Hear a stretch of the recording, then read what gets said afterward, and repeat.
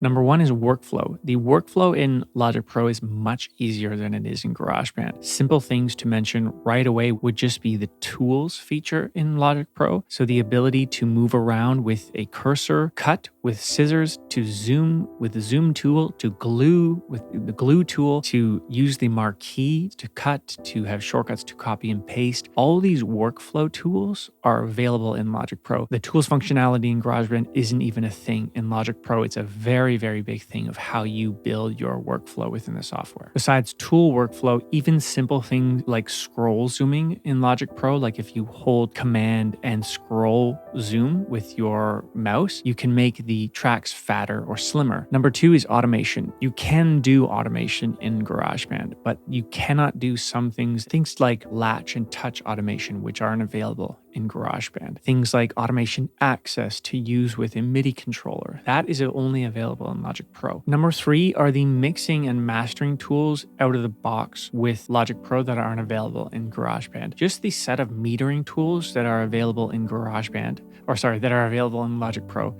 that aren't available in GarageBand. I'm going to go through those names over and over, so I might even mess that up in this video, but metering tools that are available in Logic Pro, what are your LUFS at? What is your RMS at? These two metrics that help you understand how loud your song is. That's just not available in GarageBand, so it's very difficult to do any type of pre-mastering to send a demo out. In Logic Pro, you can see a loudness meter, you have the multi-metering tool, just to understand your frequency levels as well throughout the song, but also the mixing aspect.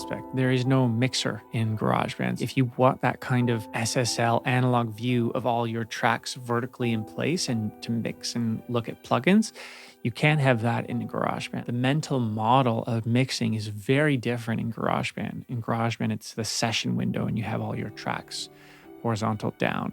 Where in Logic Pro, you can have that as well, but you also have the horizontal mixer. Number four is busing. Busing is a very important topic when it comes to producing and mixing music. And it's I don't want to say non-existent in GarageBand because they've introduced in a way that makes it very intuitive and easy to understand for beginners, but you cannot create bus tracks in GarageBand. So you don't necessarily need busing to create professional music. However, a lot of music requires creating these bus tracks and creating auxiliary tracks to get the mix you want to have. Number five reason why you might want to choose Logic Pro over GarageBand would be there are more tools for creativity in Logic Pro versus GarageBand. The step sequencer helps you create beats, but also can help you create different patterns of instrumentation.